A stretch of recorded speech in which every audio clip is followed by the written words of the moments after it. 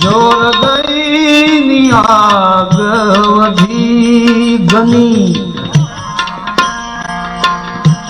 તો ખુદ ઈશ્વરે જ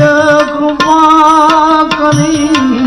જોર દઈની આગ વધી ઘની ખુદ ઈશ્વરે કૃપા કરી ખુદ ઈશ્વરે कोई श्वास बंद